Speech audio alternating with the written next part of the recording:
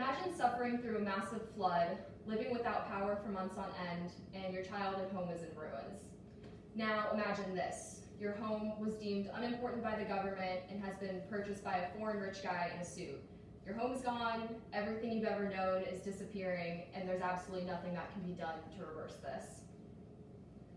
People suffering through natural disasters are being thrown out of their homes as investors move in to gentrify areas under distress and ruthlessly earn a profit.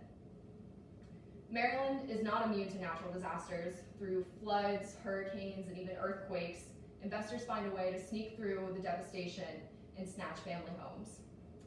According to the Washington Post, September 29, 2013, after Hurricane Isabel, the rate of gentrification increased throughout Maryland's St. George Island, which had been home to watermen and families whose homes had been passed on through generations. Also, a study in Dabney Lee's 2012 dissertation, The Impact of Natural Disasters on Neighborhood Change, concludes that the natural disasters have more adverse impacts on low and high income neighborhoods than moderate income neighborhoods. This can be transferred to the low and high income neighborhoods of Baltimore and Annapolis, making them more susceptible to gentrification and following to natural disasters.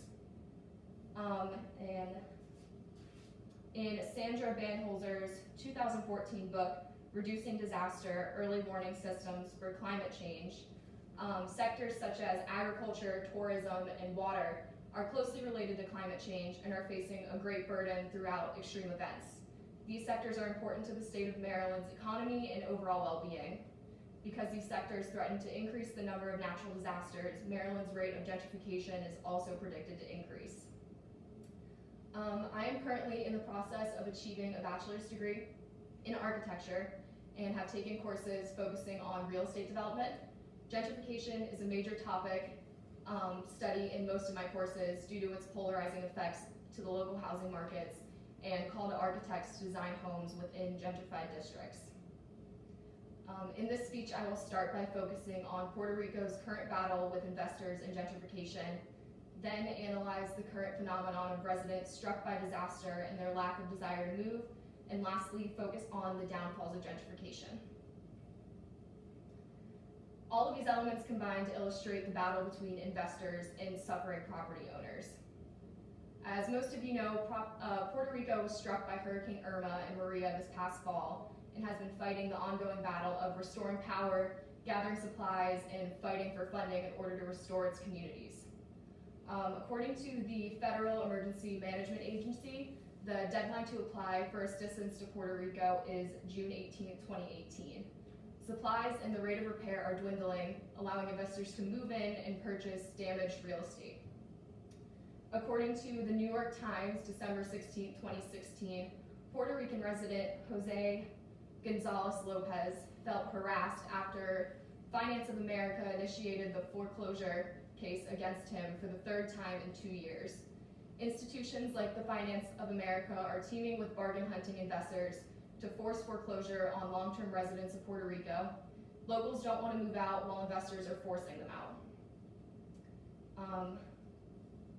Studies from recent natural disasters prove that even when natural disaster strikes multiple times, homeowners intend to stay.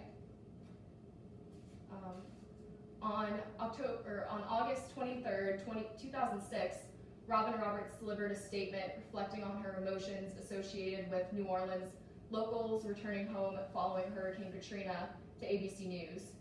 She stated that each time the crowd was a little bigger, signaling that people were slowly returning home, and each time I could feel the spirit returning as well. I marveled seeing the resilience and strength of people who had lost so much.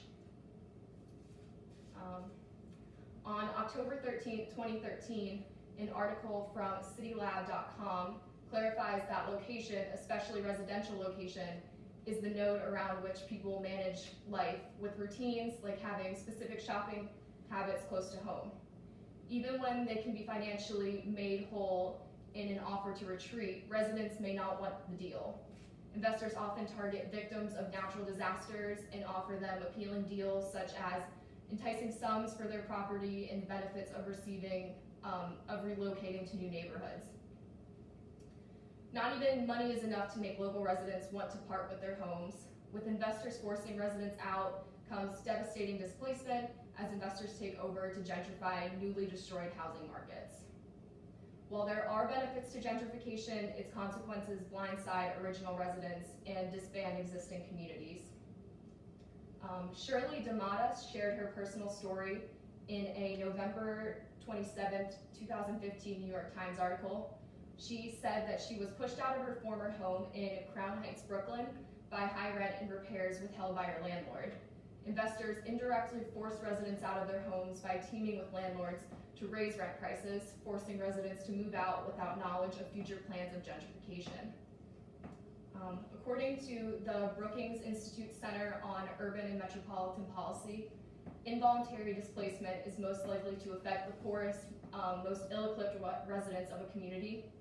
This means that the ones who struggle the most to relocate are sadly the ones to be ripped from their homes. To know these harsh consequences of gentrification is to know that families are being displaced and investors only see profit.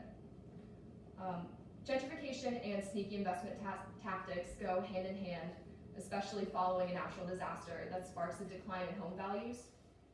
By analyzing the current situation in Puerto Rico, the lack of desire for residents to retreat following natural disasters, and being aware of the downfalls of gentrification, the ill intentions of investors in an attempt to gentrify become clear. Yeah. Woo! Awesome. Very interesting. You're so right.